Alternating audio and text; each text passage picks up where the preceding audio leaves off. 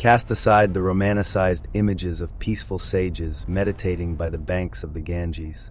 Forget the flowery metaphors and the sanitized versions of poetic mythology taught in history books.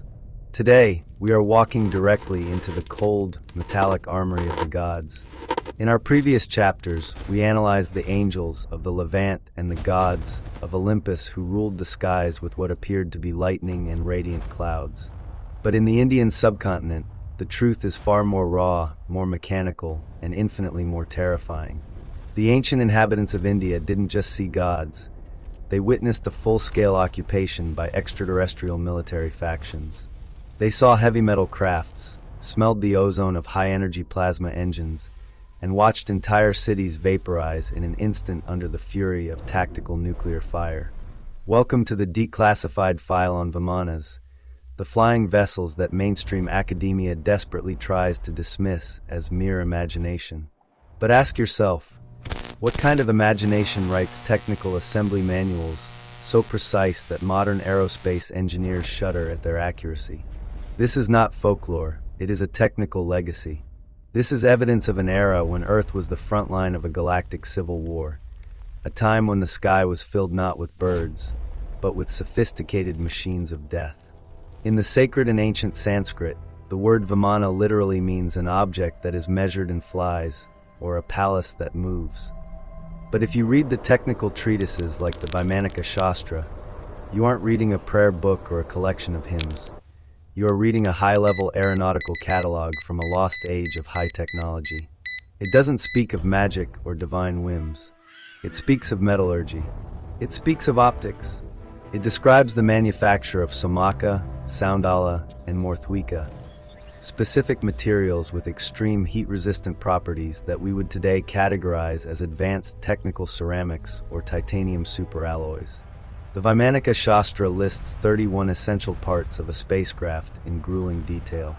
It describes the Vishwakriya Darshana, a mirror that captures images from the outside, essentially a high-definition 360-degree camera system. It mentions the Shakti Panjara, a cage of energy that we would recognize as a localized force field or electromagnetic shielding.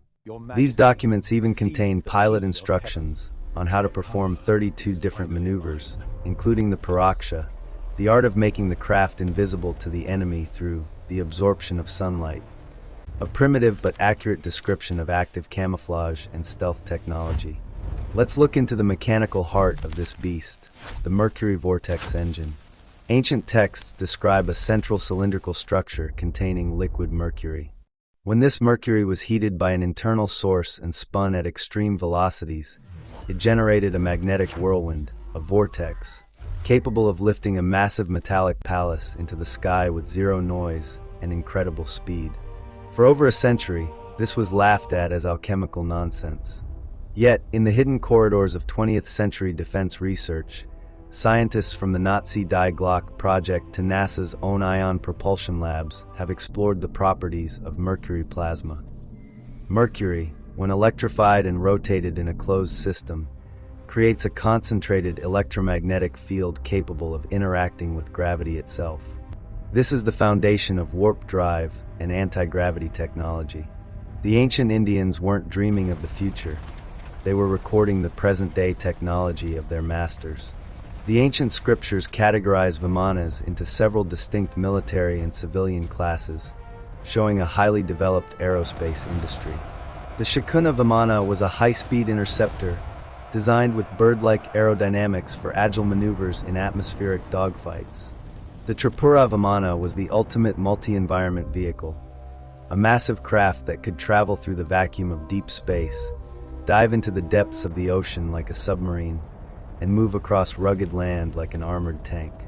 This is exactly what the modern U.S. Navy pilots describe as transmedium UAPs. We call them the great mystery of the 21st century, but the Vedas described them as the daily standard of the gods 5,000 years ago.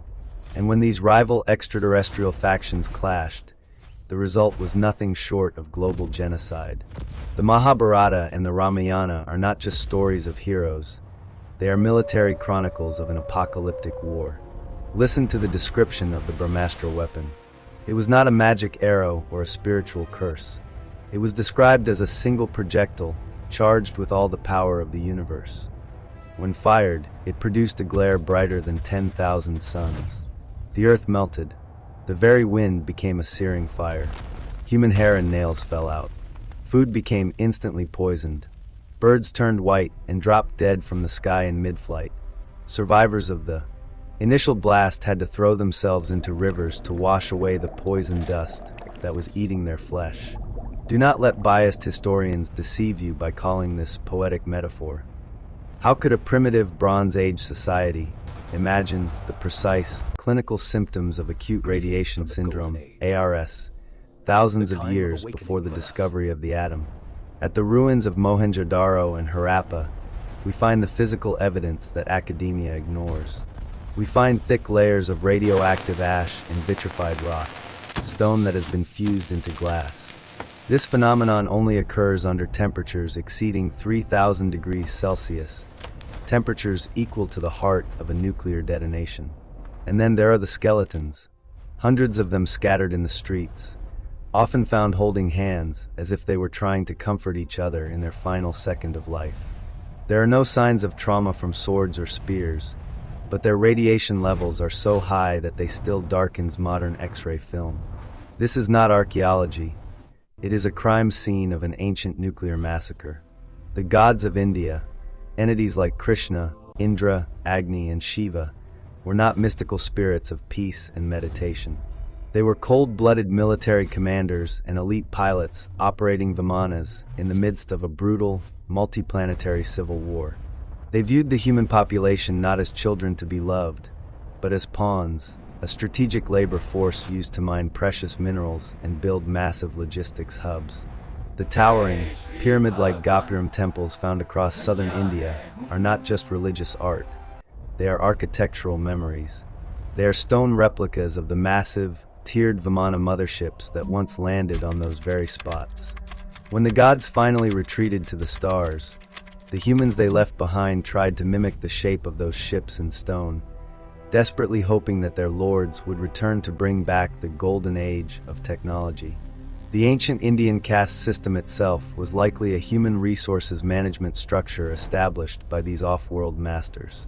The Brahmins, or priests, were the technical class, those granted exclusive access to the high-tech manuals, the navigation codes, and the medical knowledge of the gods.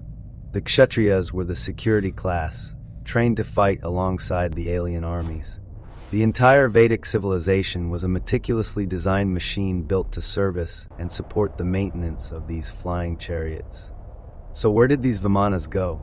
Some ancient texts suggest they retreated into the bowels of the earth, into a realm called Agartha, a network of vast, high-tech underground cities. Others believe they simply returned to their home star systems, such as Sirius, Orion, or the Pleiades, leaving Earth to fall into a dark age of forgetfulness. But there is a more disturbing possibility. The Vimanas never fully left. The constant reports of silent silver discs or cigar-shaped crafts near the Indo-Chinese border and the forbidden regions of the Himalayas are not a new phenomenon. They are the continued presence of this ancient, hidden technology. We have unmasked the truth of the metallic ships and the mercury-driven engines. We have witnessed the radioactive scars of an ancient nuclear war. But as ancient man looked at the night sky, he didn't just see machines made of iron and glass. He saw something even more terrifying, monstrous, biological entities that flew through the air with scales as hard as steel, breath that spewed liquid fire, and eyes that could pierce the very soul of a man. We call them dragons. From the emperors of ancient China to the knights of medieval Europe, every corner of this planet knew they were real.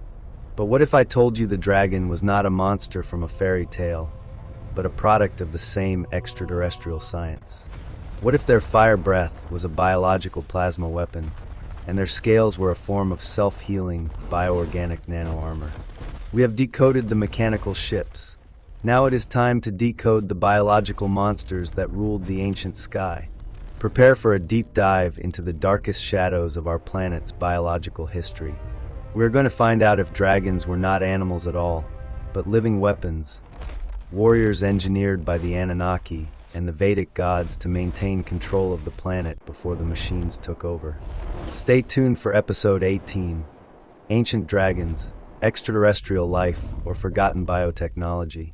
The dragon's lair is about to open, and the truth inside will incinerate every lie you've ever been told. See you in the fire.